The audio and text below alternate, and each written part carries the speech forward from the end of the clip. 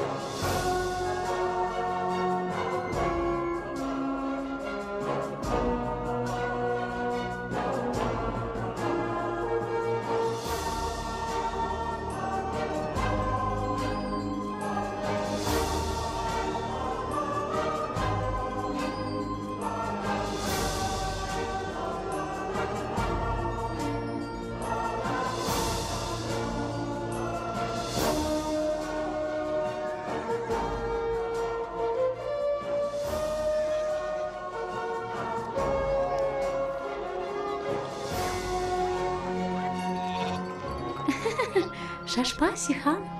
Eğer cüyünü sarılıp kalsa, akçanın barını men alam, maqul mu? Albatta, sen baktın da. Bir o emnyalarımda bildim, burada akçan bolup görgön emes da.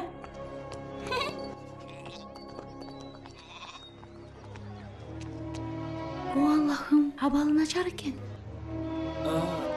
Makameke'ge barsam jardam tavalarımdı aytıştı. O vaktattı. Sihan? O ata. Ata, kayda baradasın? Mintip taşlap kete albayız. Bol adamga jardam berişiz gerek. Berok, kozum emne bolot. Kur'anda jardamdaşı turalı emne degeni estesең Sihan. Erkek ayaldı ve ar kim Allah'a çın dili menen kızmat kılsa, anın orduna Allah köptөгөн жақсылыктарды берет.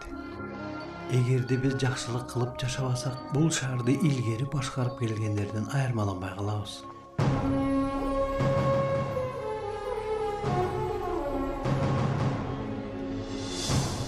Bilesin bir Sihan, Mekke ilgeri başkaça yer bolчу. Kabanın aylanasında жүздөгөн буттар бар болчу. Жана мен сыяктуу кедейлер үчүн абдан оор болгон кызым. Çok rahmat sizge. Bunu mağa ver. Bürüne karız bergende anın kayra kaytarılışın gütemde balan. Suranam, akçaga muhtaçlığım var. Üy bilem açka. Anı erte oylunuşun gerek bolçu. Kalmakla.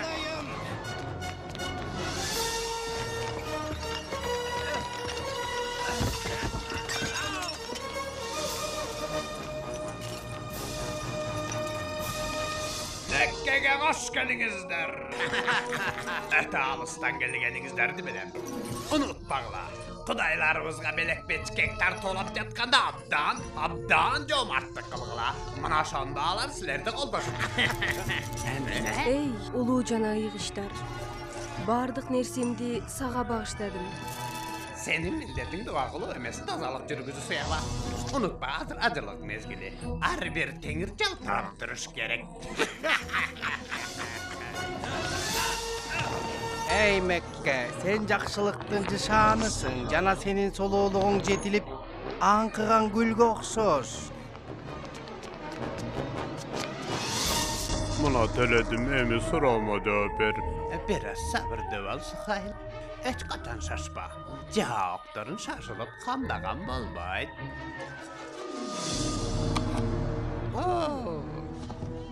Bul öte sonun tandı Suhayl.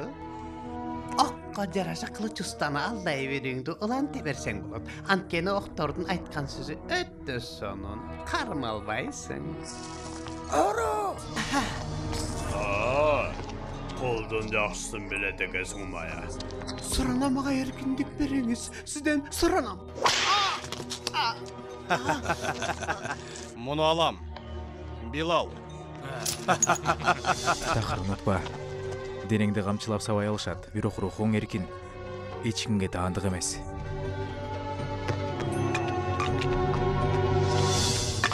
Sen kaççı jolumdan. Kayra ırgıt balam. Бирок unutpa. Eğer utulsan, menin kulum bolasın. Çok, çok. Meniki bolasın.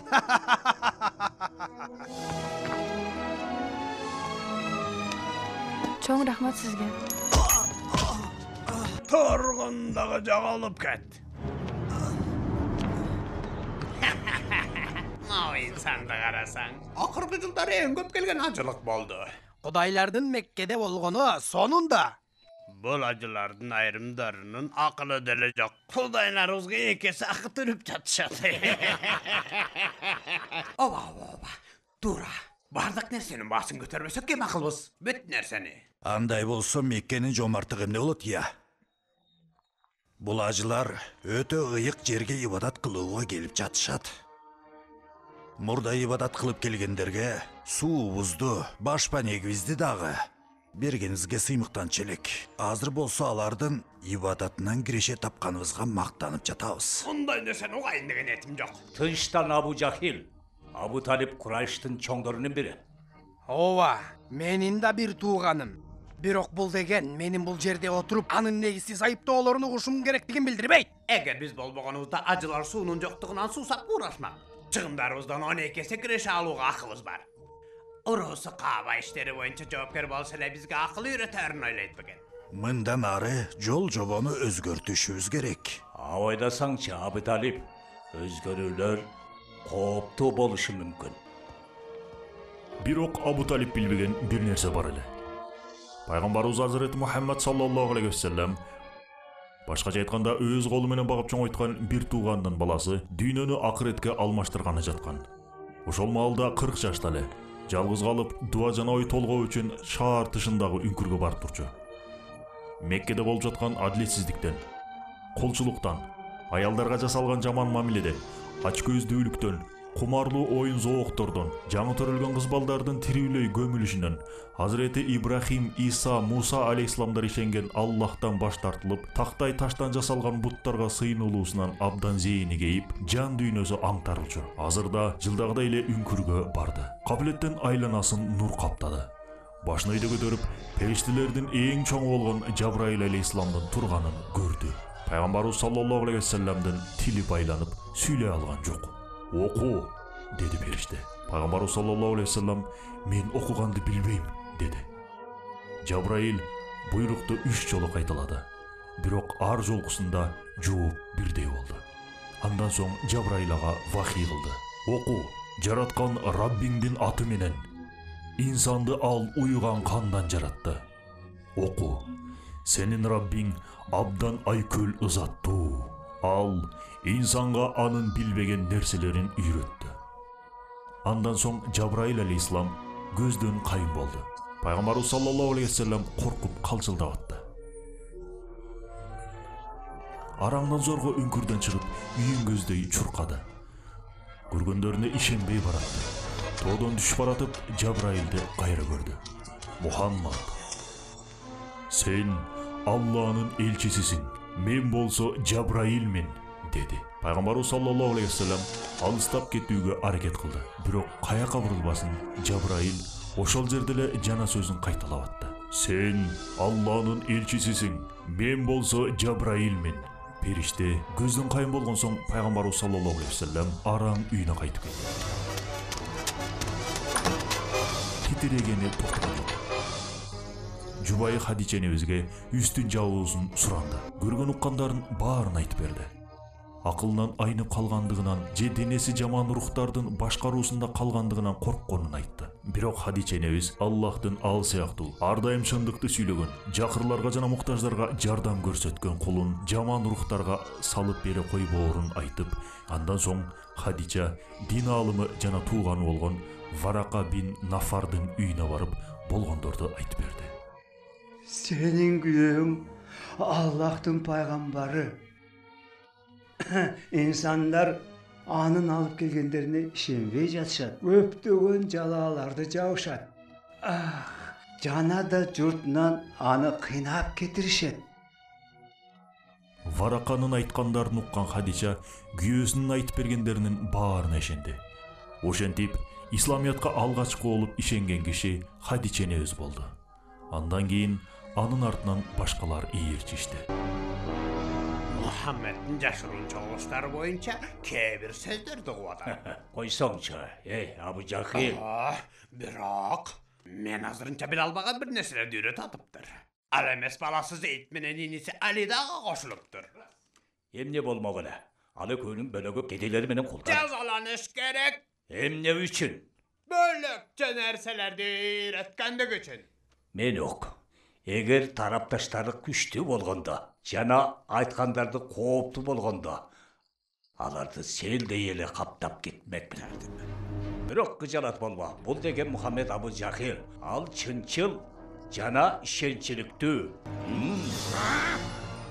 Пайгамбарыбыз саллаллаху алейхи вассалам 3 жыл бою сабактарын жашыруун берип жүрдү. Анын куттуу сөздөрүн Сихам алгач ошондо укту. Муну кылганыбыз туурабы билбейм. Аны угушуңуз керек, апа. Эч нерсе болбойт эле. Bul. İçkeri girgile. Bul tünü gündөгүдөн ел көп. Аман бол, Жафар.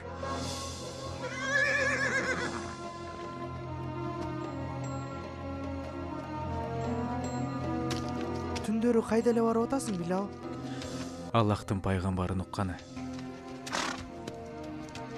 Исламий жашоо таризин түздөн-түз Аллахтын элчиси саллаллаху алейхи вассаламдын оозунан угуу болуп көрбөгөндөй бир сезмели. Ага түшкөн вахийлер жана Куран ошол убакка чейин бир сезип көрбөгөн эң сонун сөздөрдү камтычу. Бизге Меккедеги бүткүл буттардын алсыз экендигин үйрөттү жана айтты. Бир гана Кудай бар. Ибрахим, Муса жана Иса алейхисаламдардын Кудайы. Бүткүл барлыгыңар менен ага ыйман келтиришиңер керек. Аллах үчүн бай же кедей деген нерсе жок. Баары теңдир. Жакырлар кордолуп басмырланбоосу керек. Аларга жардам берилиши керек. Куран мындай дейт. Ырайымдуу, мээримдүү болгон Аллахтын аты менен. Аллахтын алдында эң жогоркуңар, андан эң көп коркконуңар. Аялдар мал мүлк эмес. Аларда Аллахтын жараткандарынан жана эң аз эркектерчелик кадырлуу. Аларга карата сыйкор болбогула. Дүйнөсүлөргө Аллахтын ыроосу, аны эң сонун түрдө баалагыла жана билип койгула. Ал силерге аманат. Унута көрбөгүлө. Ар бирөөң кылганыңардан улам жоопко тартыласыңар. Ал түнү ал жердегилердин көпчүлүгү мусулман болду. Ага байлангандыгыбызды күбөлүк келтирүүбүз менен көрсөттүк. Аллахтан башка Кудай жок. Мухаммед анын элчиси. Аллахтан бөлөк Кудай жок.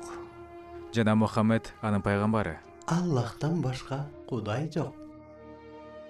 Жана Мухаммад анын пайгамбары. Буга ишене албайсың, досум. Бирок ал айтат, Аллахтын алдында бүткүл инсандар тең жаратылган деп. Мени дагы сөз салып барышың керек, Muhammed'in айткандарын кооптуу деп табарыңды билем. Албетте кооптуу. Дароо токтотуш керек. Мухаммедти токтото албайсыңар. Не дедиң? Билал, бери кел. Сени камчылайт азыр. Денемди камчылай алышат, бирок рухумду эч качан. Макул. Рухуңду калтырдагы, бирок денеңди тез бери алып кел. Сен Мухаммед жөнүндө эмне билесиң? Пайгамбар экенин билем. Пайгамбар ба? Көрдүң бе? Жугуштуу оорудай тарап жатканын. Мунун үчүн Кудайлар сени жазалайт, Билал. Мухаммед айтат, силер сыйынган буттар алсыз деп. Алсыз ба? Демек алсыз кул Кудайларыбыздын алсыз экендигин айта алат экен да, Барыңар мага жооп бергиле. Мухаммеддин айткандары чын эле зыян эмеспи? Инибиз, бизге каршы сабак берип атабы? Абу Талип? Бирок биз деле күчү бардык нерсеге жеткен бир Кудайга ишенебиз го. Туура. Бирок бөлөктөрдүн барксыз экенин айтпайбыз да. Мунун эмне зыяны болушу мүмкүн? Аны угуп аткандарды айтсак, жакырлар жана алсыздар. Бар эмес. Көрдүңөрбү? Аларга кошулгандардын арасында Абу Бакир да бар. Ооба. Мухаммеддин күчтүү дос эмеспи? Аны эртип бизди таштап кеткенин кара. Ал болгону бир киши. Жок. Ал деген өчүрүш керек болгон оттун жаркыраган алгачкы учкуну. Ооба. Эгер Мухаммадтын айткандары кабыл кылынып, кудайларыбыз жоготулса, мындан кийин ажылык деген нерсе болбойт. Эгер ажылык болбосо, анда бизден акырыбыз келет.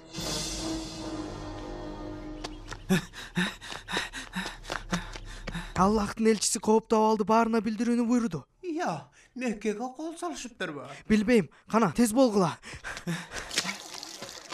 Сумая, кабага кетип атабыз, бол тез. Жүрү Ясир, кеттик. Эмне болуп атат? Мен да билбей турам.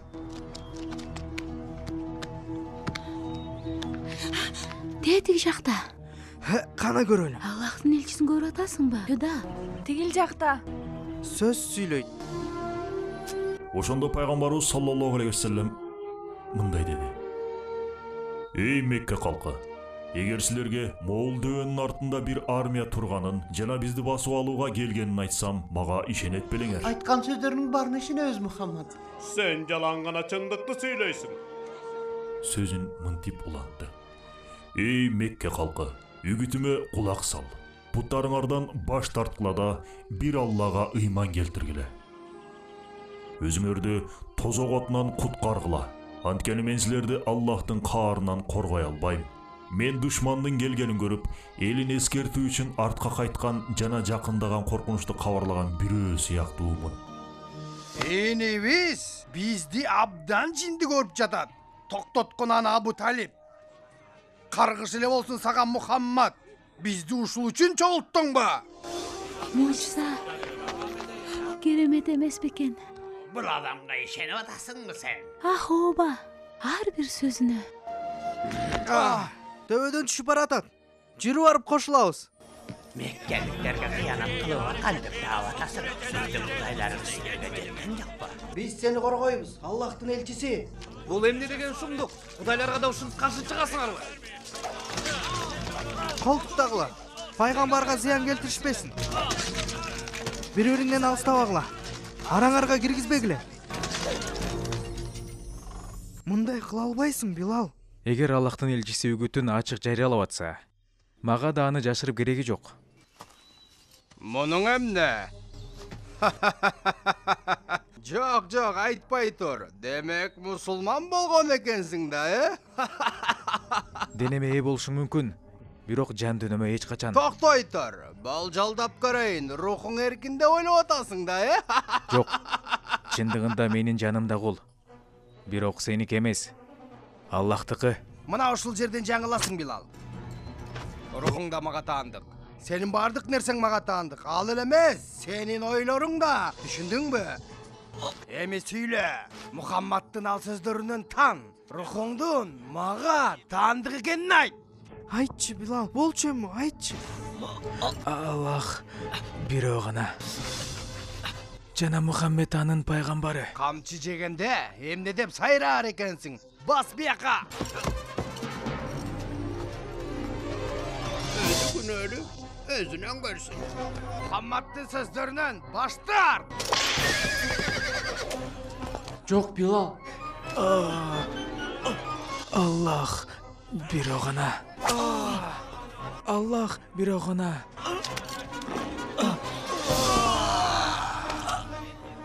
Эгер рухуң менин кулум экенин айтсаң, анда ушул ташты дароо алдырам. Айткын дедим.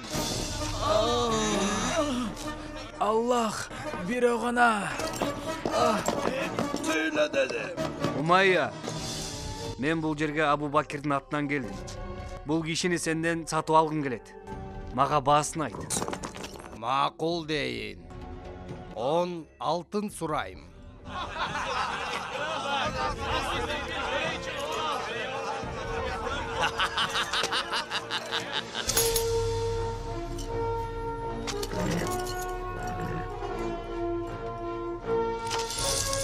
Оттум деп ойлап атасың бе?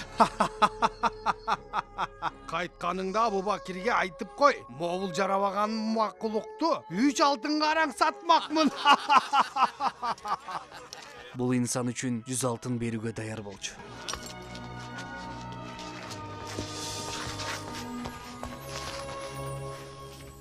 Ушунча кылган эзүүлөрүбүзгө карабай Мухаммед үгүтүн жүргүзүп ажыларыбызды өз динине тартып кетти. Кантип?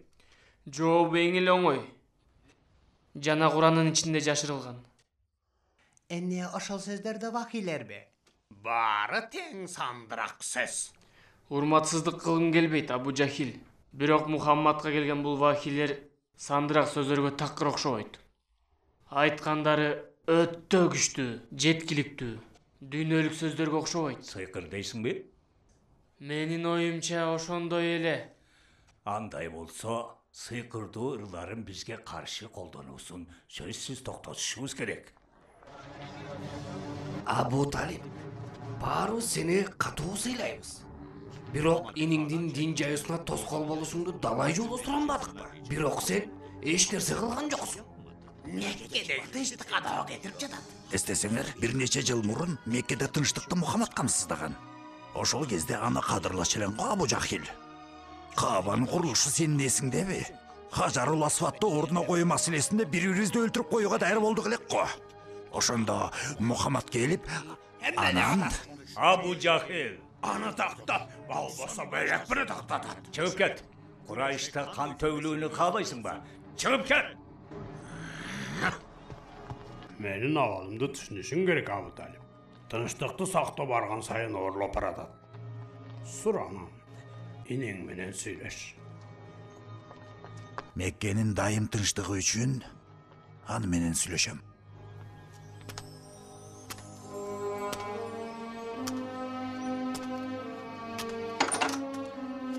Мухаммад, ичкери кирип эшикти жап. Отур, суранам, отур.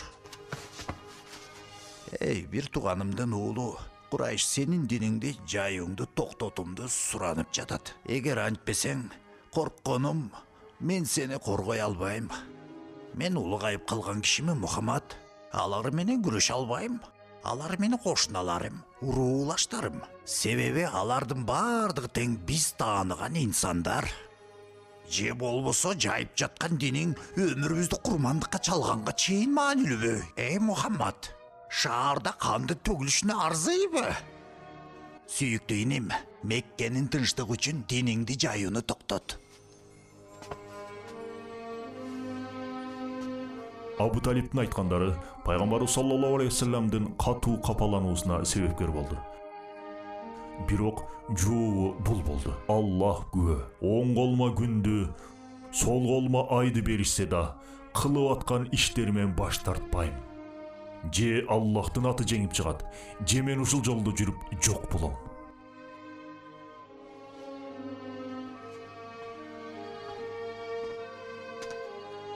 Мухаммад, каалаганыңды кылып, каалаганыңды сүйлө. Аваң тирүү турганда, ал сени эч качан таштап кетпейт. Биз Мухаммадтын уруусунанбыз. Эмне гана болбосун, аны коргойбуз, жана анын жанында болобуз. Эмне үчүн бир кишинин айынан бүтүндөй Меккенин душманы болушубуз керек я? Анткени ал инибиз. Ал эч кандай жаңылыш нерсе жасаган жок. Улуу урматтуу Хамза сүйлөп жатабы? Кылыч шилтөөдө чебер экениң жакшы. Анткени Мухаммад аны колдонууга түртүп жатат. Периште көргөнүн айтты эле го. Аныс үчүн өлүмгө эч ниетим жок менин. Ага жана талапташтарына кылган басымдарга карабай Мухаммед динин жайылтып жатат. Бардык нерселерди кыйрат элегинде токтот куланы, Сұраныч. Дуа кылып жатат. Seni mi kıyanatçı? Kudaylarımızdı basmırlığa ruhsat vermeyin. Satkın!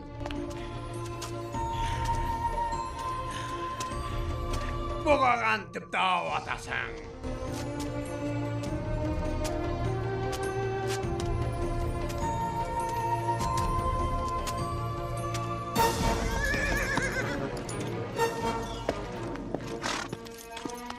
Hamza, geldin be?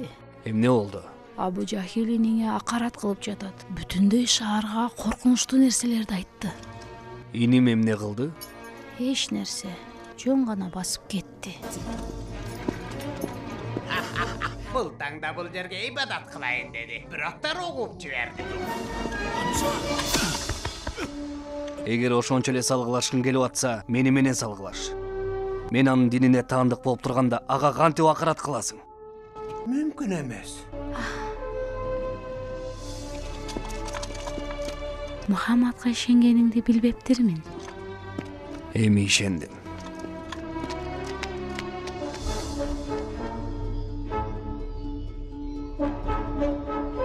Эми кылчуңарды кыла бергиле. Айткандарың туура экенин билем иним. Муну айткан ар бир сөзүңдү сезем. Андыктан күбөлүк келтирем. Аллахтан бөлөк Кудай жок. Жана сен анын пайгамбарысың.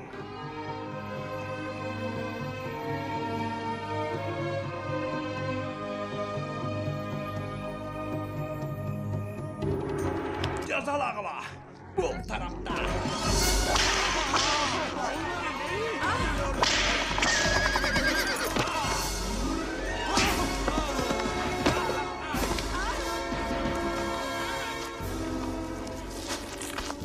Токтогула. Жибергиле кетсин. Күйөөң каякта? Күйөөңден не кыласың? Мухаммадты танасың да кудайларыбызга сыйынасың. Жөөлөсүң. Тан деп атам. Жок. Таңгының. Айтып койчу апа. Сураганын баарын айтып койчу. Оолуңдун сөзүн уксумая. Мага чыныңды айтчы, Амар. Тирүү калыш үчүн Аллах менен пайгамбарыңан кечет белең. Мен дагы кеч алмак эмесмин. Мен да кеч албайм уулум. Аллах бирөө гана. Мухаммад анын пайгамбары. Мени шылдыңдагың барбы я? Бул сөздөрүң акыл кабылат.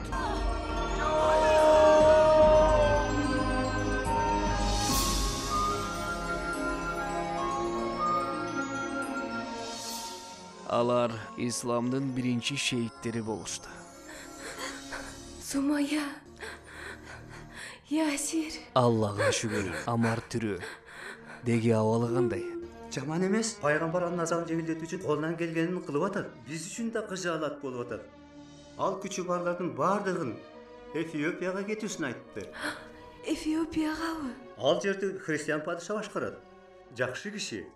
Ал жерде жашашыбызга уруксат бериши мүмкүн. Кетчү топко бакчы болушумду суранышты. Күчтүү эркектердин жардамы керек болуп атат. Жана Малик, бизге сарсана болбо.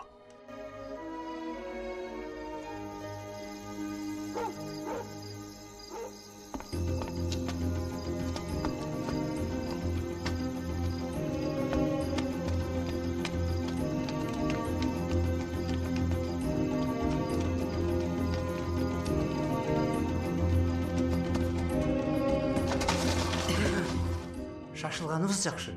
Биздин кеткенибиз билингенче алыс кетип калышыбыз керек.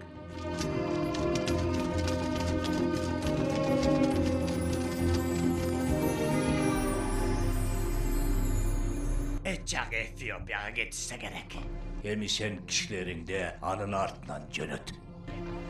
Баарын артка кайтарып алып, аларды аябусуз жазалашыбыз керек. Меккеде баш көтөрүлүшүнө уруксат бербешибиз керек.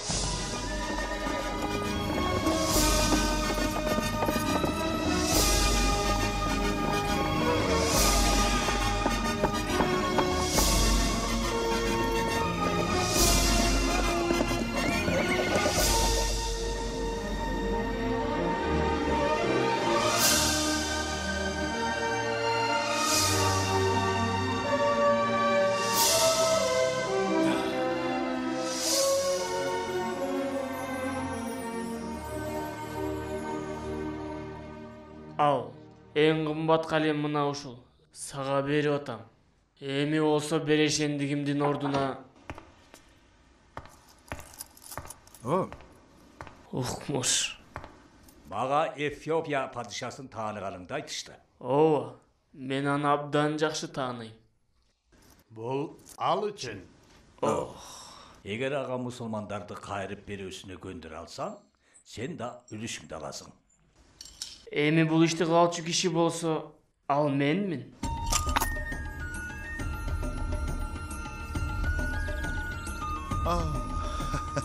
Сени кайрадан көрүү сонун, Амир. Бул белектердин баардыгы сиз үчүн, урматтуум. Жоомарттыгың дастанга айланган, Амир. Мындан да көөнө татыктуусуз. Шаарыңардан бул жака көчүп келген инсандарга кызыгып атканыңды уктум. Алар качкындар. Шаарыбызда башаламандык чыгарышты. Аны бул жерден да кылышат. Аларды силердин алуубуз менен силерге жакшылык кылгыбыз келет. Тынчтыкты сүйгөн инсандарга окшоп турушат. Бул мага жетиштүү. Бирок жаңы дин чыгарып жиберишти. Булар бөлөк диндерди жоготууну максат кылып жатышат. Буга кандай дейсиңер? Урматтуу падышам. Падышанын алдында ийил. Биз Аллахтан бөлөк эч кимдин алдында ийилбейбиз, мырзам. Көрдүңүз, урматтуу падышам. Ээн баштык башталды. Бул мен үчүн маанилүү эмес. Мага караганда Аллахка болгон сый-урматына көбүрөөк көңүл буруп атышат, эгер билсең. Сени угуп атам. Жакынкы эле мезгилде, урматтуу падыша, караңгылык ичинде жашаган эле эл болчубуз. Анан Аллах арабыздан ата тегин жана тазалыгын биз билген бирөөнү жөнөттү.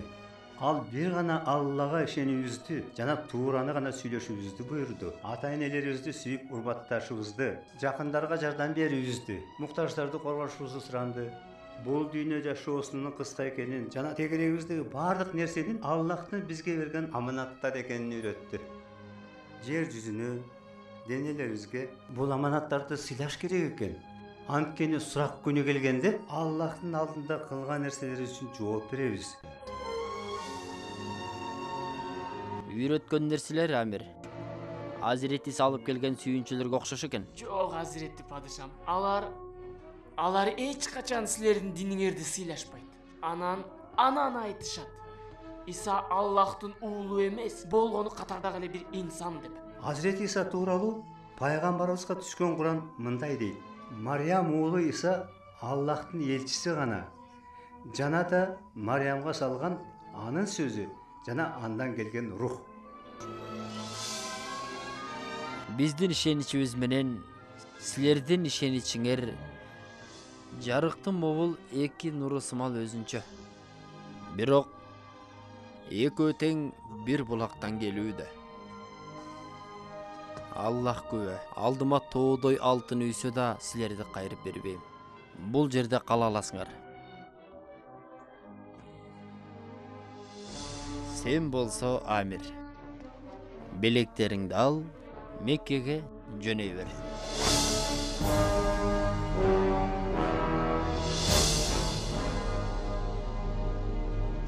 Абу Жахил! Абу Жахил!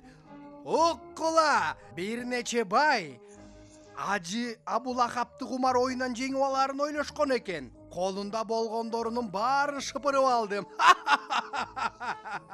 Же жеңилгениң ошол эки киши силер белеңер. Абу Жахилдин иниси Умар бин Хаттаб мусулмандарга кошулду. Умарбы? Биз билген кудуреттүү Умарбы? Умар, ава. Жок, Умар антпеш керек эле. Куран уккан окшойт. Курандын сулуулугу жүрөгүнүн кирин тазалаган эмиш. Эмне кыларыбызды өттө сонун билем. Мени уккула, кудайларыбыз. Мусулмандарды токтотуш үчүн эч нерсе кыла албай жатам. Силер мага жардам бересиңерби? Жагыңды бас, мас жинди.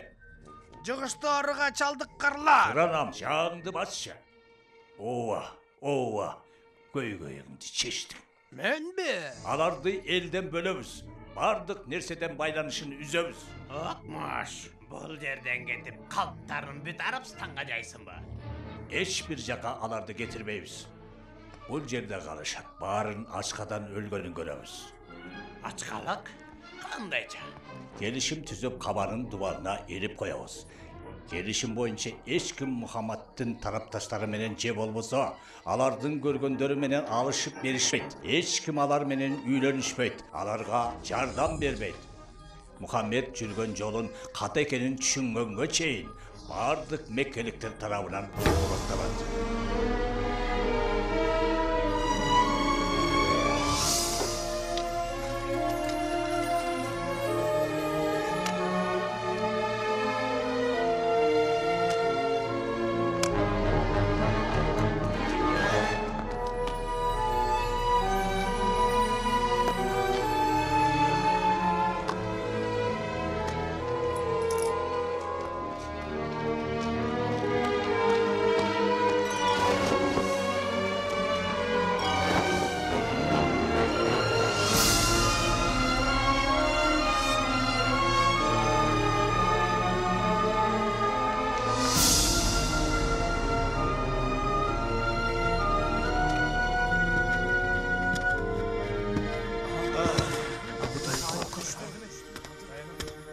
Çok rahmat Muhammed. Musulmandardын жами элден байланышы үзүлдү. Көпчүлүк үйлөрүндө калуудан коркту. Тирүү калуу үчүн жакын жердеги дөөгө баш калкалашты.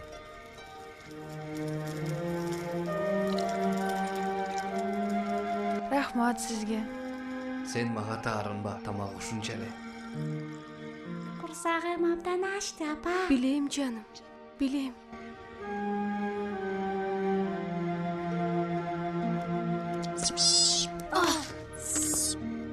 Ата, Эфиопиянын жанына барсак болбойбу? Кетүүбүзгө уруксат бербейт уулум. Сенин оюнча Маликтин биздин абалыбыздан кабары барбы, ата? Ага кабар жөнөткөн, бирок жеткенин билбейм.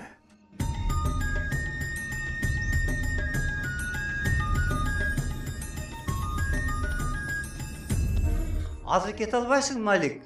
Жалгыз болбойт. Үй бүлөм кыйналып атканда бул жерде кала албайм. Баары ушунча эле болду, Амар. Пайгамбарыбыздын жубайы Хадича кенедей азык үчүн баардык оокатын сатпадыбы? Ошондо деле көп убакыт жетпейт. Бул кырдаалдын 3 жылга созуларын эч ким деле билген эмес да, туурабы?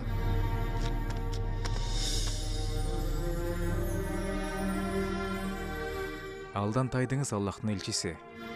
Ислам боюнча сабырдуулук жана токтоолук кылыш керек экенин билем. Бирок ошентсе да улам эле тамак ашыңызды башкаларга бере албайбыз.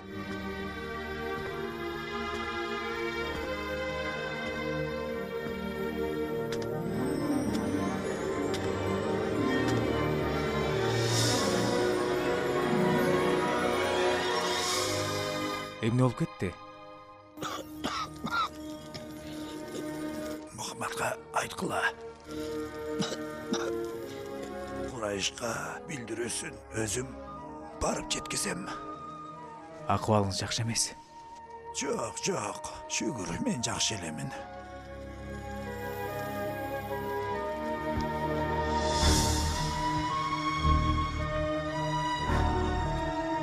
Абу Талип, ден соолугуңуздун начарлап кетишине капамын. Капаланганың сезилбейт го. Мен өлсөм, кеңештин башына сен өтөсүң. Мына ошондо Мухаммад менен сүйлөшүү жүргүзүңөр оңоюраак болбойбу? Ооба, туура айтасың. Андай болсо, азыр айтарым, сени сүйүнүшүм мүмкүн. Мухаммад өзүнө түшкөн бир вахийди мага билдирди. Эгер ал вахий туура чыкпаса, ага кандай мамиле кылсаңар өзүңөр билесиңер. Бирок эгер туура чыкса, бардык мусулмандарга колдонгон чектөөлөрүңөрдү токтотосуңар. Кандайча? Бул деген мындай. Баарыңар кол коюп, Каабанын дубалына илген келишимңерди курттар жеп койду. Болгону ал жерде Аллахтын аты менен деген жери гана жабыркап калган эмес.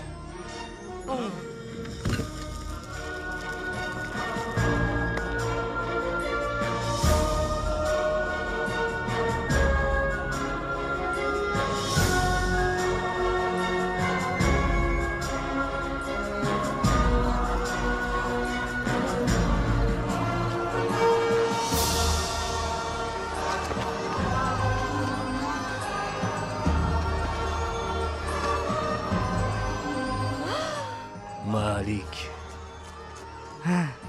Менин уулум. Апа. Эми үйгө кайталабыз.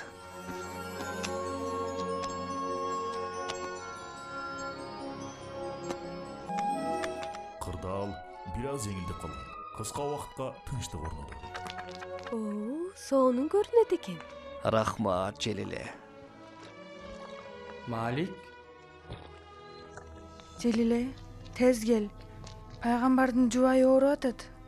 Хадичабы? Жок. Дароо жөнө, Желиле.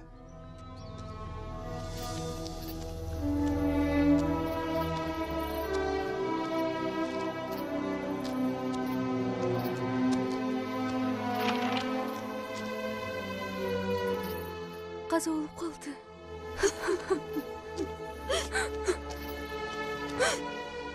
Жыйырма 5 жыл бою өмүрлөрүн тең бөлүшүп жашашты. Пайгамбарыбыз саллаллаху алейхи вассаламдын балдарынын энеси. Анын пайгамбарлыгына алгач ыйман келтирген ал болчу, досу болчу.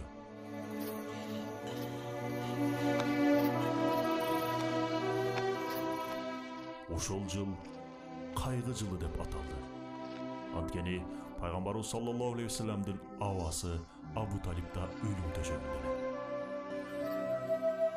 Жақын келші, Мұхаммад.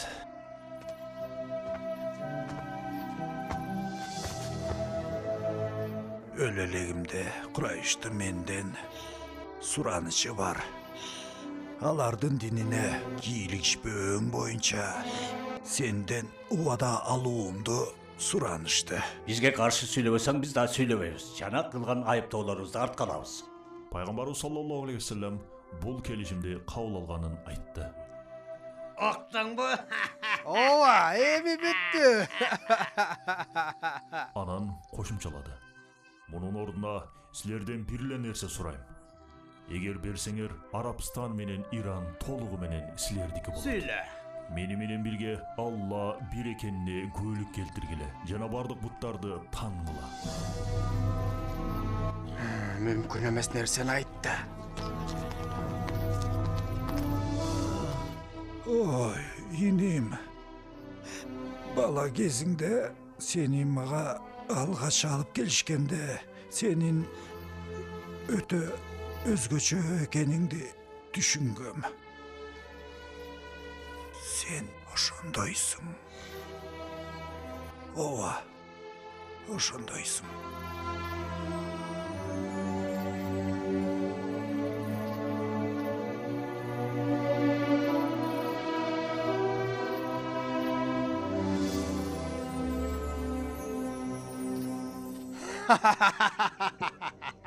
Абдан күткөн күнүм келди. Эми башчыңар мен. Өзүңдү ошондой сезе тур. Эмне? Кааласаң өзүңдү падыша жарыялап ал. Бирок менин жолума тура көрбө. Эми биринчи көйгөйдү чечели, макулбу? Мусулмандарбы? Жок. Мухаммед.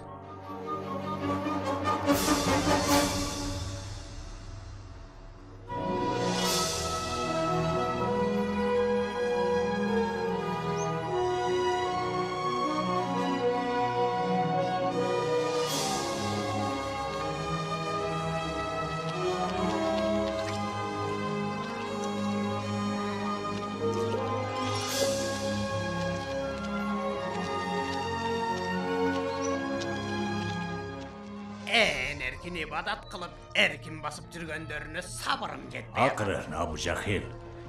Сен кылыч бүтүрө албаган ишти сөз бүтүрөт. Акындарыбызбы? Азыр учурда элди Мухаммедке каршы буруп атабыз. Абу Лахаб аябай сонун аракет кылып атат. Уккула, сүйүктүү досторум.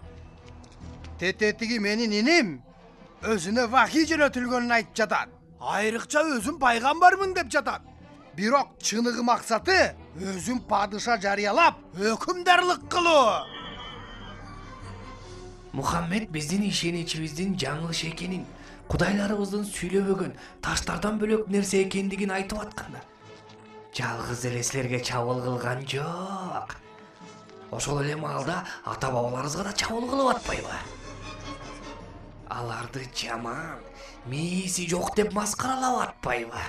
Ушундай аракетине уруксат беребизби? Кордук кайрадан башталганы калды.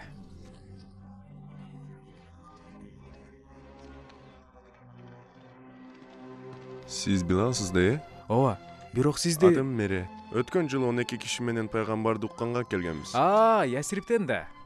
Ооба, эми жүрөбүздөн мусулман болдук. Уктуңузбу? Ясирипте 12 мусулман бар экен. Жок, жүздөп бар. Пайгамбар сөзсүз түрдө Ясирипке келиши керек. Ага муктаждыгыбыз бар. Азыр кезиге албайбыз. Аллахтын элчиси Акабадагы дөбөдө бул түнү сени менен жолугушат.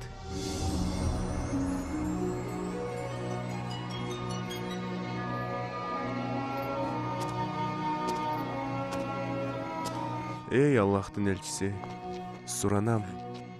Ясирипке келериңизди айтыңыз.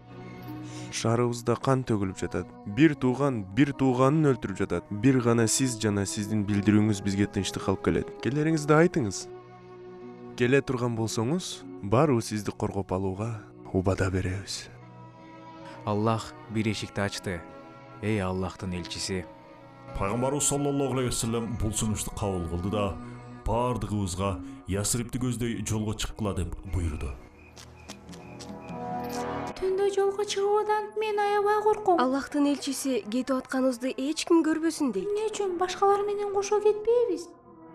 Баарыбыз бир учурда кете албайбыз. Бул өтө эле кооптуу. Убакыт келди.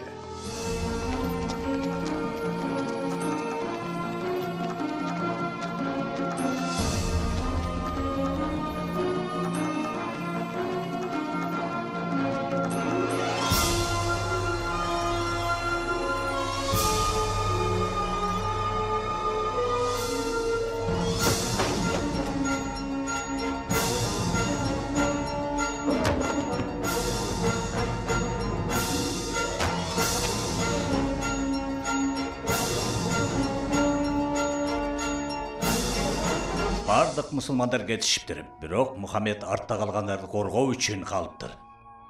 Эми Мухаммедке эмне кыларыбызды чечер убакыт келди. Ал тургай өтүп да баратат. Камак алалыбы? Жок, сүргүн кайда эле. Ооба, менимче чөлдө калтырыш керек. Кое береличи, кетсин. Меккеден алыс кетсин. Ансыз деле каалаганыбыз бул эмеспи? Кетип Ясирипте падышалык түптөсүн бошондо. Анда эмне кылабыз? Өлтүргүлө аны. Эмне? Бирок аны өлтүрсөк Мухаммадтын уруулаштары жана колдоочулары бизге кол салышпайбы? Аны ким өлтүрөт эми? Бир киши болсо шартпы. Ар бир урунун эң күчтүү кишисин тандап топ түзүп, чогулуп барып өлтүргүлө. Мухаммадтын канына баарынын колу малынган болот. Баарынан өч ала алышпайт.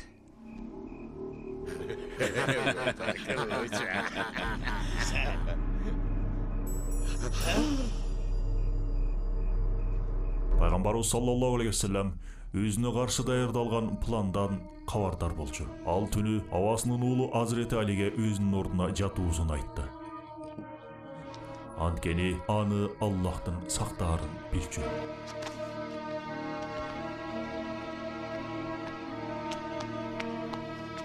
Ошол жерде качан кирип барабыз? Кирбейбиз.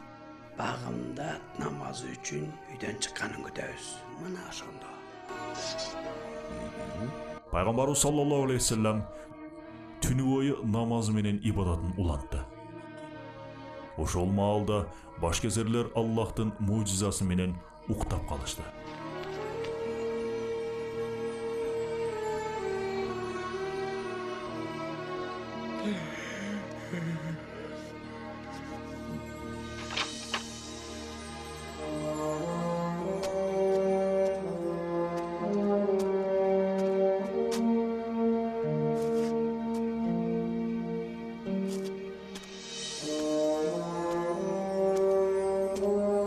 Пайгамбарыбыз саллаллаху алейхи вассалам таң эрте үйүнөн коопсуздукта чыгып, Абу Бакырга барды да экөө бирге Меккеден чыгып, жакын жердеги тоодо жайгашкан үңкүргө жашырынышты.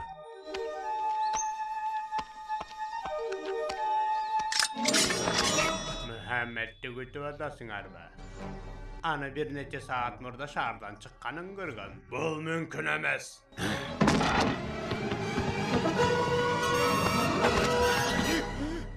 Koyokta ol. Anı tapkanlarga düz verem. Dönögüle. Tez dönögüle.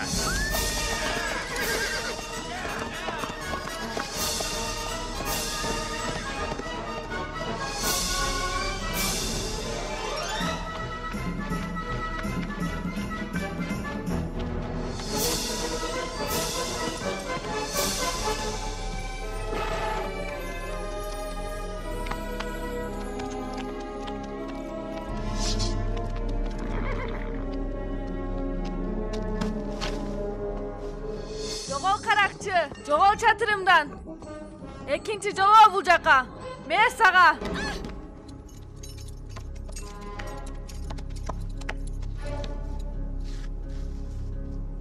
Бул тарапта. Тону көздөйбү? Kim be? Ооба, ишенимди айттым. Бир канча сааттан кийин жүзтө меники болот.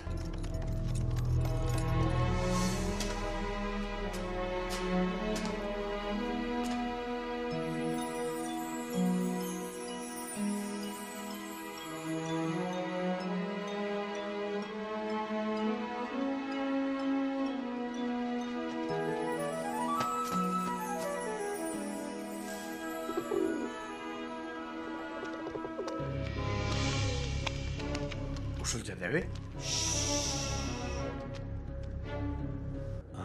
Тетиги жерде. Бау жерени бузбай, кушту учурбай кантип кире алышмаган эй акмак макко бас жары.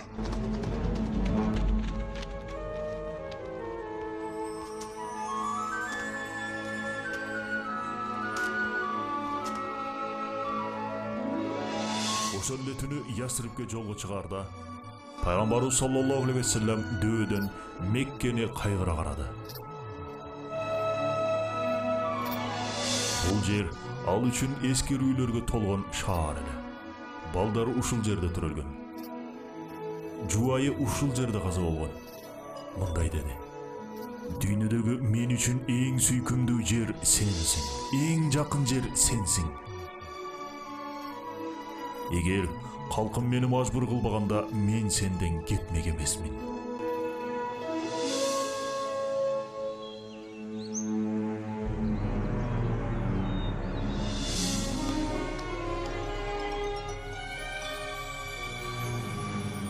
Çölde mınça vakit hiç kim bol alбай. Балким келген кабар туура эмес.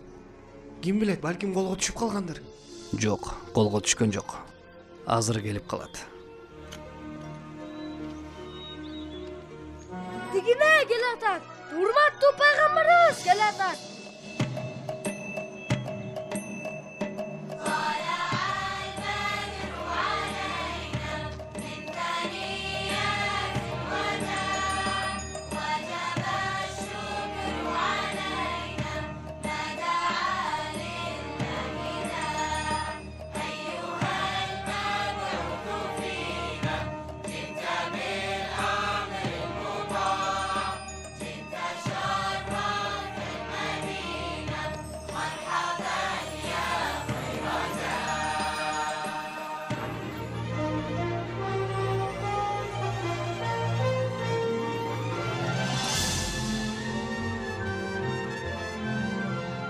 Биринчи жолу коркпостон ибадат кыла алчу болдук.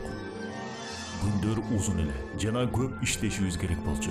Бирок абдан бактылуу болчубуз. Тартипте бол, Худа. Мугалимиңди ук. Сен дагы? Бул жерде калып, атама мечит салганга жардам берем. Окуудан кийин пайгамбар окуш керек экениңди айтты.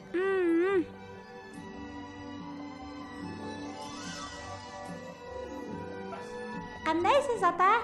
Жакшы балам. Ата, сизге жардам берейинби? Биринчи окуу. Жана ал элине жакшылык кылды. Ай азама, эң жакшы. Эми мечитке барсам болобу? Албетте, Хади. Жана элине жакшы. Жакшылык Жакшылыкта болду. Балдарымдын мугалимине. Ай, бул абдан сонун экен.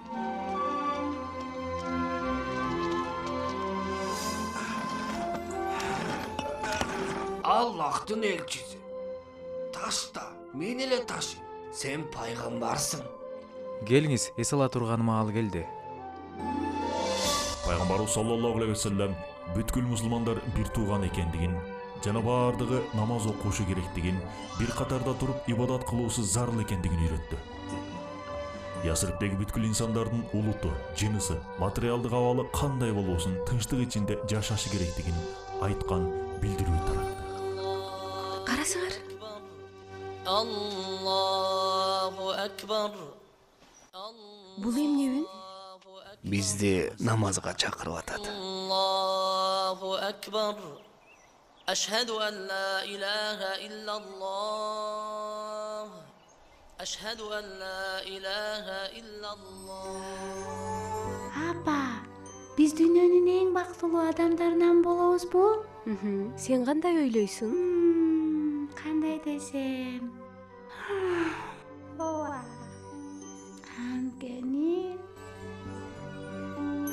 Ошондон кийин Ясриптин аты пайгамбар шаары дегенди билдирген Мадина деп өзгөртүлдү.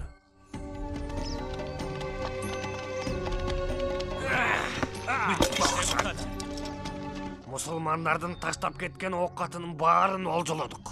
Жакшы. Бардыгын гербе менен Шамга жеткирип, чып-чыргасын калтырбай сатабыз. Булардын баары эми биздеке.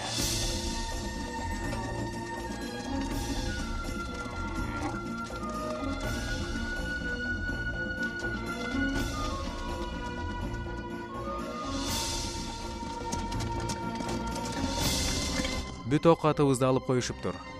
Шамга алып барып саткан соң Мекеге толгон алтын менен кайтышат экен. Биз менен соода кылууга алигиче уруксат беришпейт. Ачкалыктан өлүп атабыз. Аллахтын элчиси, күч колдонууну жек көрөрүңдү билем, бирок Мындан улам пайгамбарыбыз саллаллаху алейхи вассалам мындай деди. Ал жерге барып, кербенди табабыз да бизге таандыгын кайрып алабыз. Мухаммед кербенди басып алуу үчүн Мадинадан 300 киши менен жолго чыкты. Дароо Меккеге жөнө. Мал мүлктөрдү коргоо үчүн армия жөнөтүүлөрүн айт. Биз бул жерден деңиз жолу менен үйгө кайтабыз.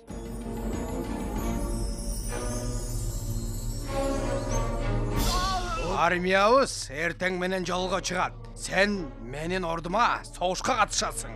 Катышпайм. Ордума согушсаң, карызыңан кутулдуң деп эсептейм. Эгер катышпасаң, сени ошол жерден өлтүрөм. Бирок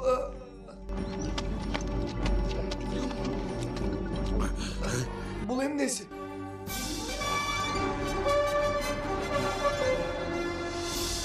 Мына ушундай. Келдик.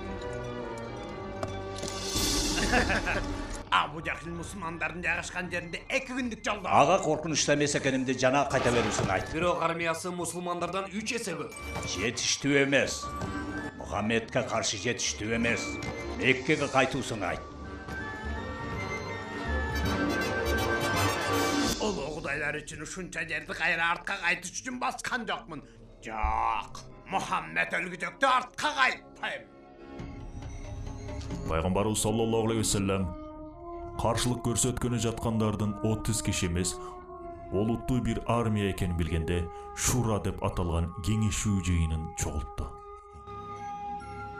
Эң акыркы болуп мен сүйлөп атат окшойм. Сиз кандай деп чечсеңиз, биз ошого макулбуз.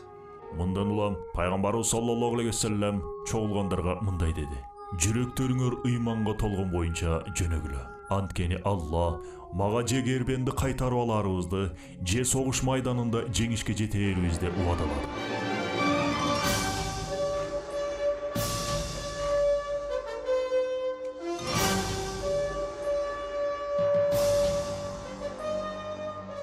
Меккенин армиясы менен Бадыр аймактар жактан кездештик.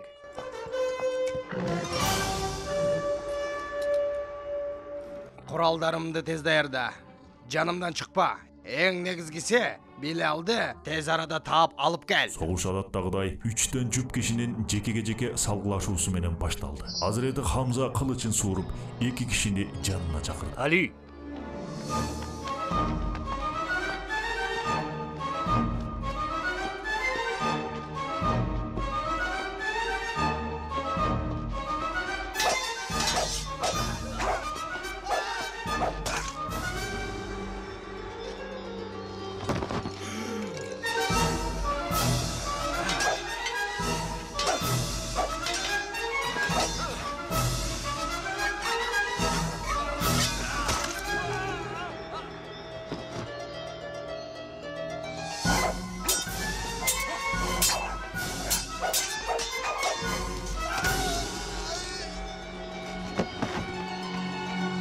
Mekke üçün Kudaylar üstün Allah!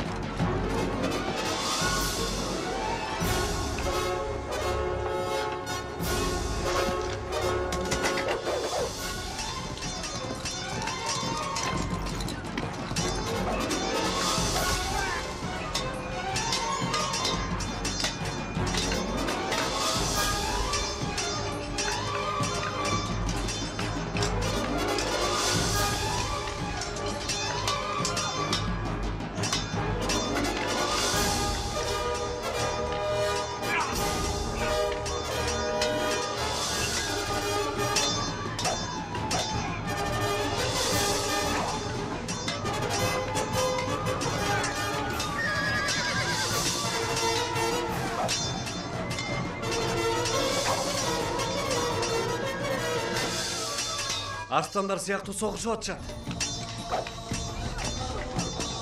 Билал! Умая.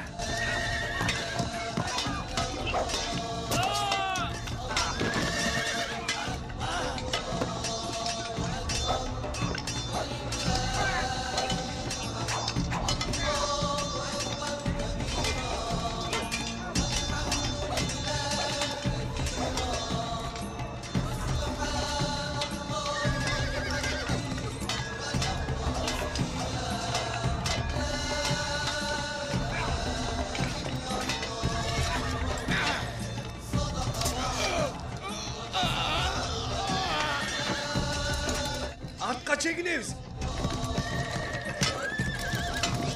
Kaçıyor atışat.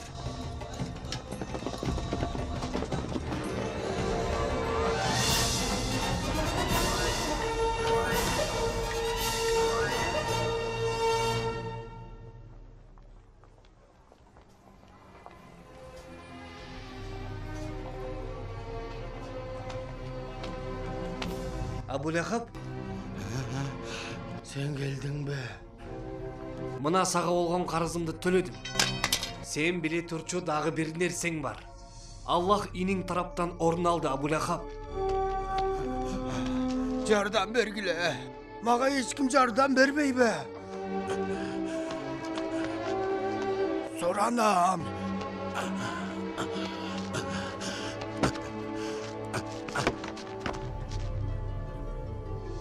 Эси жок. Келерсо. Артқа кайт деп айткамын. Эмемки де. Еп мында эмес. Биз мүмкүнчүлүктү жоготтук. Эми өздөрүн Аллах колдоп жатат деп ишене баштадык. Ишенип коймаган.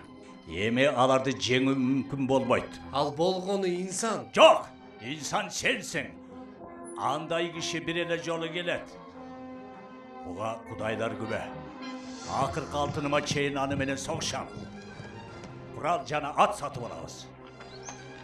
Эми Мухаммедке кимдин күчтүү экенин көрсөтөбүз. Мекке алар 3000ден ашуун аскери куруп алышып, бул жака келе атышыптыр. Биз болсо 700 гана адамбыз. Өткөрүлгөн шура жыйынынан кийин пайгамбарыбыз саллаллаху алейхи вассалам мындай деди: жакындап келаткан душманды Ухуд тоосунан тосуп алабыз.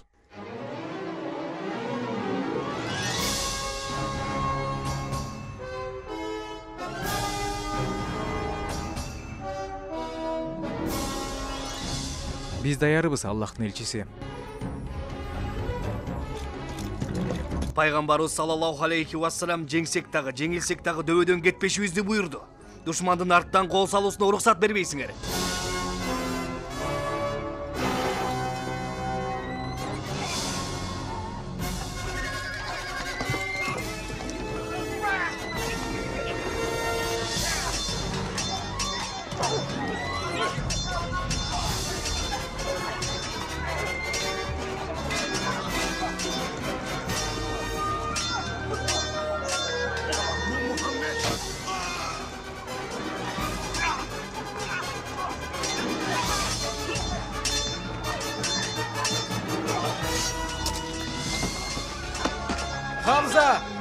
Хамзаны өлтүрүштү.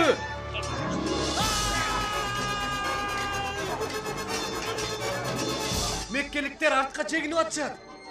Биз башка эмне кылмак элек? Согушкула. Согушкула. Токтогула! Артка кайтып согушкула! Ачырай башташты. Артка чегинишибиз керек болуп калды. Жок, кое тур. Карасаң. Каяка артасыңар? Согушууга. Пайгамбарыбыз айткан бул жерден жылбагыла деп. Душман качып атат го. Артынан куалагыла. Токтогула! Токтогула! Эми кеттик.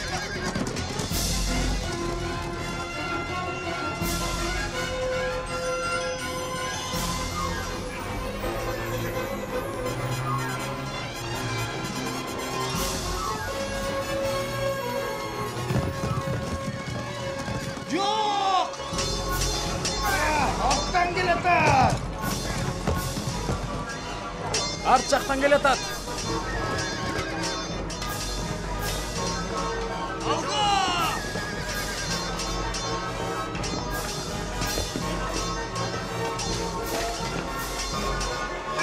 Абайла!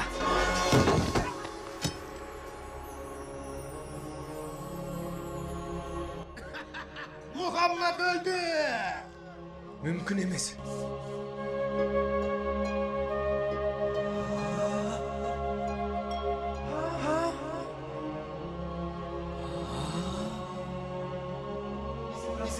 Аллахтын элчиси.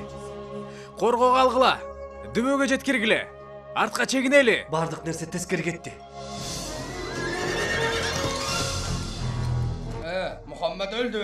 Кулаганды өз көзүм менен көрдүм. Мени оккула. Бүгүн Бадырдын өчүн алдык. Бүгүн биздин кудайларыбыз жеңди. Шейиттерибиз бейишке, өлгөндөрүбүз болсо тозокко кетишти. Мухаммад өлгөн соң, каалаганың аргайшыны бергиле. Мухаммад тирүү! Мухаммад тирүү! Мухаммад тирүү! Анда билип койсун, бүгүн өлгөн ар бир аскерибиз үчүн силердин 4төн аскериңерди өлтүрдүк. Мухаммад тирүүбү? Бул согушта Меккенин жеңери айкын болчу. Алдагыларыңды ташта дагы сыртка чык, Абу Суфиян. Бизди бул жерге алып келген сенсиң. Мухаммед тирүү. Эмне болмагыра? Хамза баш болуп 70 кишинен айрылды. Келбейсиң эми, куттуктоолорубузга кошулбайсың. Мухаммед. Ай, Мухаммед тирүү турганда бул жерде сүйүнүп жеңдик деп кантип айтып турасыңар? Мухаммед тирүү. Анда келиштик. Эми бул согушта айтсак, мусулмандар менен меккеликтердин ортосунда эмес, бүткүл Арабстан Мухаммедке каршы турганга чейин бүткүл уруулардын башчылары согушууга ант беришти. Мухаммед тирүү деген алардын кыйкырыктарынын ордуна Мухаммед өлдү деген угулат. Исламдын иши бүттү. Эч бирөөсү дагы аман калбайт. Мухаммедден кутулуу үчүн колумдан келгенди кылам. 10 миңби? Бизден 2 эсе көп. Ал эмес 4 эсе көп армияларды жеңгенбиз. Аллах, 10 миң? Алардан алыс турунун айласы жок. Баары бир кайрадан кол салышат. Сиз эмне дейсиз, Аллахтын элчиси? Биз Иранда ачандардын чабуулунан коргонуу үчүн тегерете чоң аңге казып коргончубуз.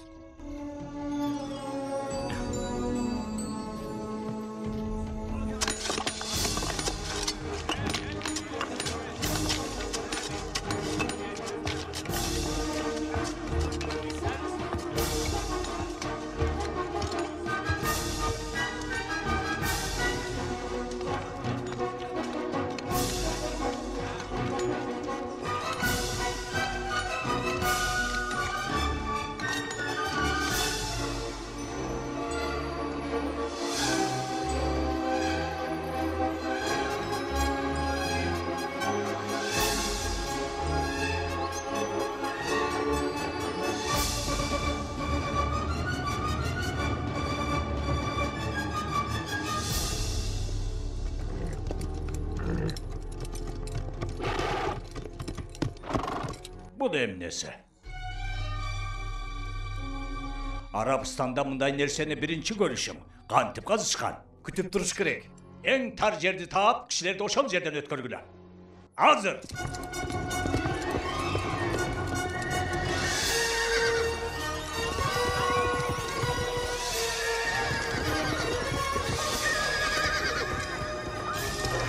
Азыр. Аракетти уланткыла. Мырзам. Bir жагынан өтүүгө аракет кылгыла, экинчи жагынан аңгекти толтургула.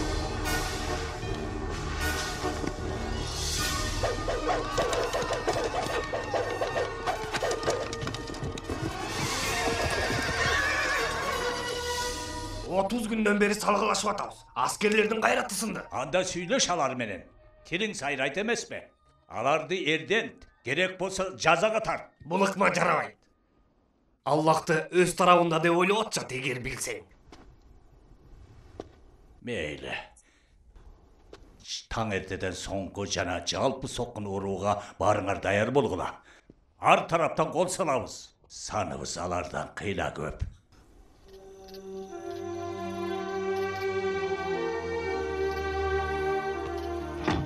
Аллахтын уруксаты менен өтө аз аскер гана аңгектен өтө алат.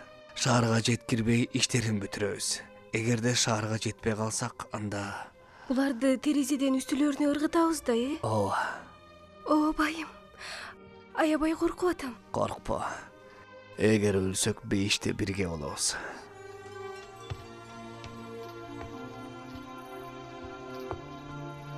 Артыбыздан эшикти жакшылап бекит.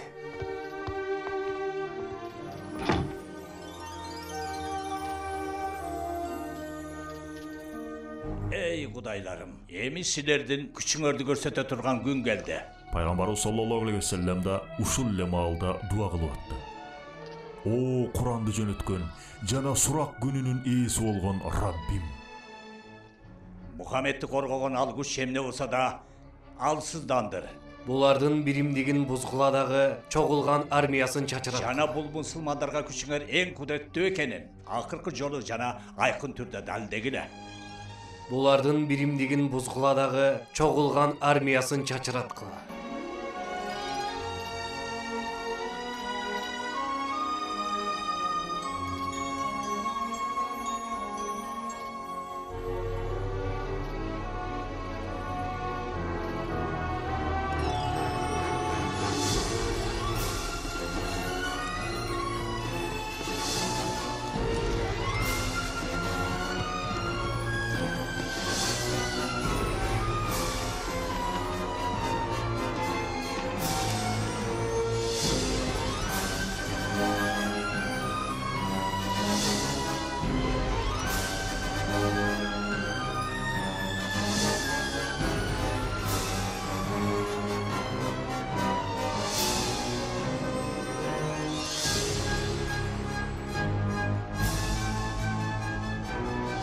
Ey Arap eli!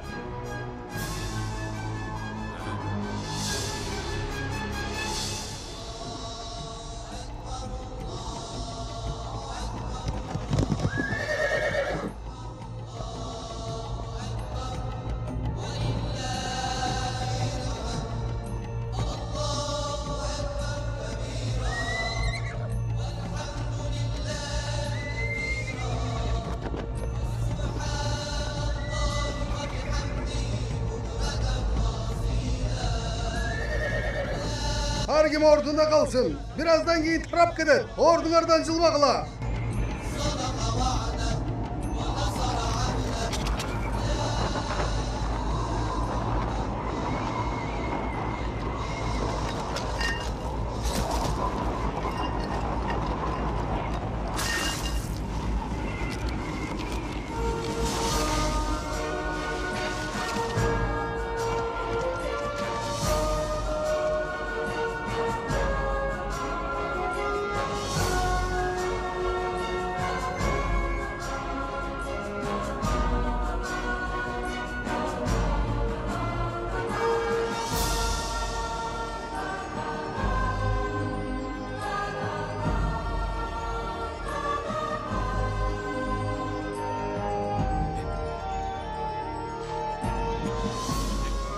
Меккеге кайттык.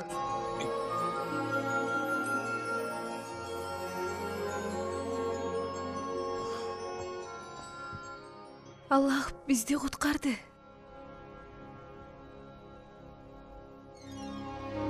Бир күнү пайгамбарыбыз саллаллаху алейхи вассалам баарыбызды чогултуп мындай деди: түшүмдө Каабага киргенимди көрдүм. Ачкычы колумда болчу. Меккеге ажылык милдетибизди аткарууга барабыз.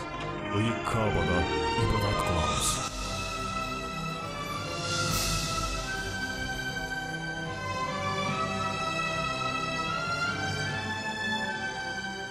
Меккеге ажылык милдетибизди аткарууга барабыз.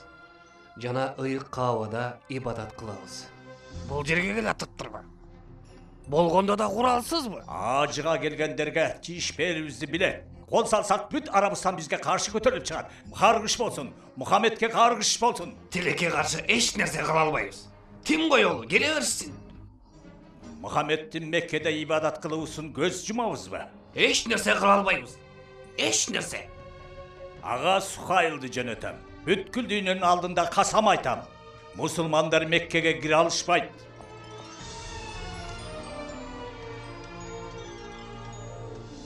Бир тынчтык келишимин сунуштайбыз сизге. Келишимдин шарттары мындай. Бирөөңө да кол салбоого убада беребиз. Ушул эле убаданы силер да бересиңер. Толук 10 жыл убакытка. Ошондо Меккеге барып Каабада ибадат кылуубузга уруксат бересиңерби? Сөзсүз түрдө. Бирок эмнеге жылдан баштап? Эмне? Меккеге кирбей артка кайтабызбы? Бирок эмдиги жыл киребиз. Эми 10 жыл бою жыл сайын Меккеге кире алабыз. Туура, бирок жылына болгону 3 күн. Демек 10 жыл бою тынчтык болот экен да. 10 жыл бою. Ооба. Исламдын чакырыгы 10 жылдан кийин өтө алыстарга жетет.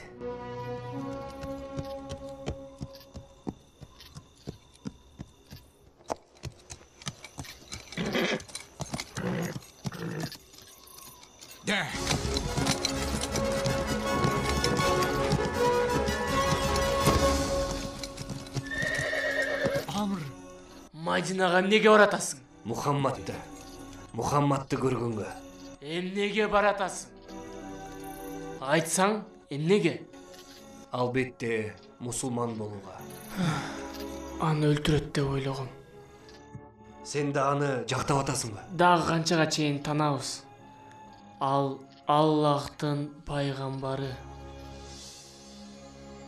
Жүрөгүмдөн күбөлүк келтирем.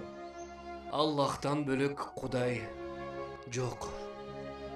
Жана сен дагы анын пайгамбарысың. Мен дагы күбөлүк келтирип кетем. Аллахтан бөлөк Кудай жоктур. Сен Мухаммед анын элчисисиң.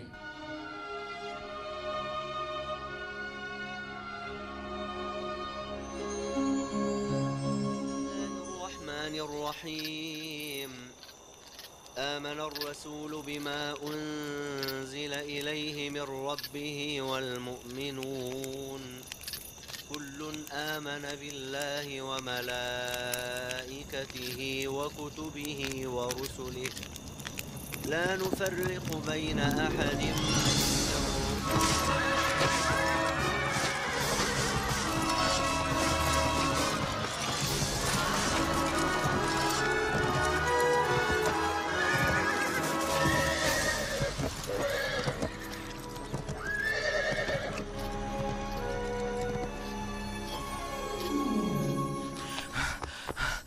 Көп сандагы мусулман өлтүрүлдү. Келишимди бузушту. Бул окуядан улам пайгамбарыбыз саллаллаху алейхи вассалам чечим кабыл алды. Меккеге кайтуунун убагы келген эле. Коп болот, Аллахтын элчиси.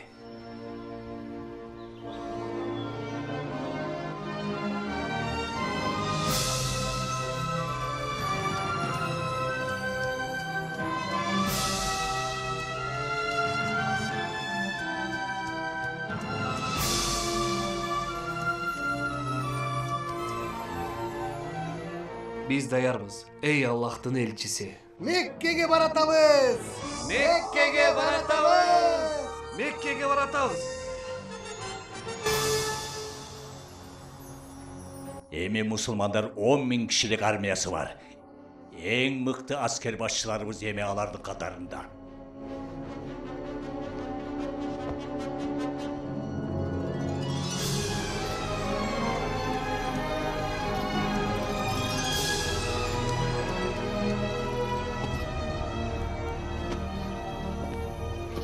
Токто. Мен бул жерге Мухаммед менен жолукканы келдим. Колдоруңду көрсөт. Бол. Ага ушундай жагдайда кол салганым келе соолук. Мурда кылып эле келгенсиң. Тынчтык үчүн келдим. Буларды айыптай албайсың. Кооптонууларын түшүнсө болот. Туура.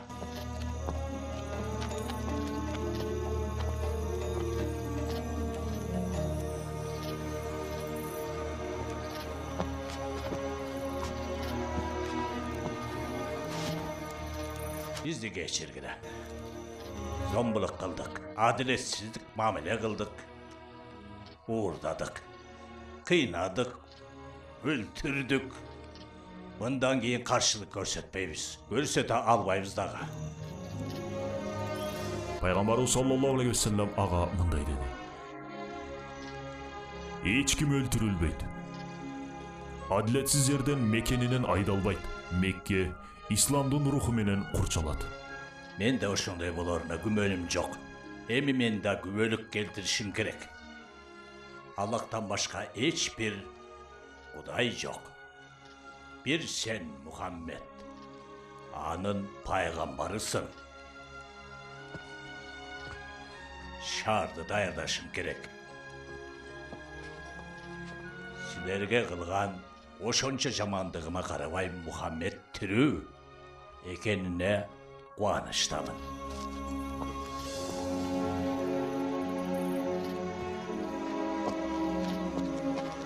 Жетекчилерден баштап жөнөкөй мусулмандарга чейин силердей болсун. Арыбак ушундай болсун.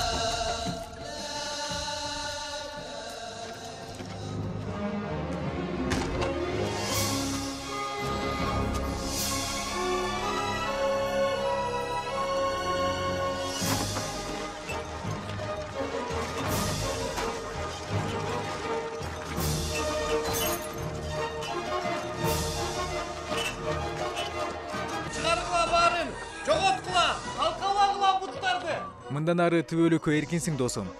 Денең дагы, рухуң дагы.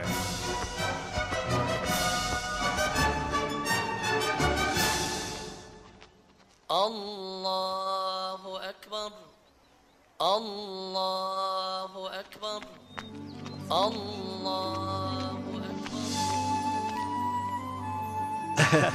Akırı uyağıza geldik. Allah'a şükürler olsun.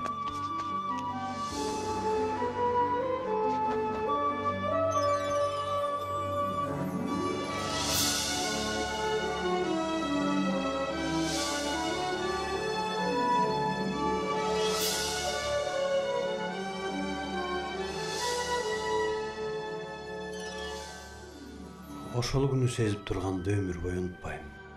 Болуп көрбөгөндөй толкундануунун ичинде болчубуз. Бир канча жылдан кийин кыска убакытка созулган уруудан пайгамбарыбыз Мединада бул жашоо менен кош айтышты. 63 жашта эле. Ар дайым жөнөкөйлүктө жана кичпейликте өмүр сүрдү.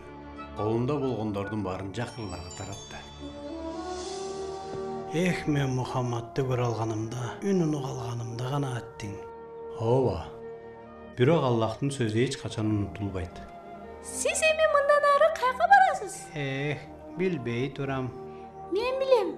Бул жерде калып, Меккеде иштесеңиз болот. Колуңуздан эмне иш келет? Ай, сонун экен. Силердикиндей току аспабым бар болчу, бирок жоголду. Бардык нерсемди алып коюшпады. Эгер жум болгондо биздин аспабыбызды колдоно берет элеңиз, Ооба, албетте колдоно алмак. Сизчи? Козумдун жөнүн колдоно берсеңиз болот. Жок, болбойт. Ал силердики да. Андай эмес. Эми сиздики болуп калды.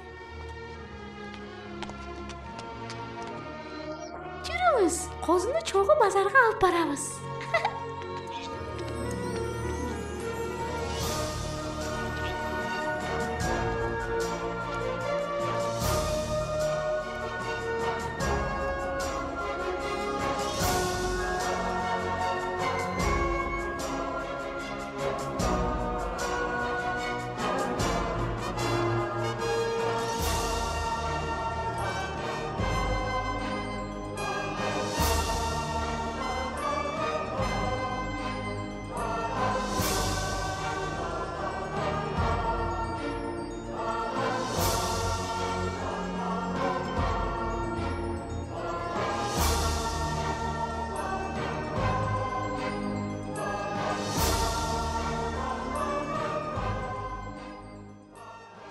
Film Кут курулуш компаниясынын колдоосу менен кыргыз тилине которулду. Изги жана Залкар студиясынан үндөрү коштолду. Үн коштогондор: Кубанычбек Бекжанов, Руслан Орозакунов, Болотбек Тилек, Айгүл Жумакунова, Жумагазы Байтиков, Мансур Канназаров, Амантур Төрөбаев, Чыңгыз Замирбеков, Бурул Геримова, Жыргал Талантбеков, Эрмек Казыбеков, Нурсултан Жыргалбеков. Үн иретин топтогон Кубанычбек Бекжанов. Текстин которгон Самат Асанов.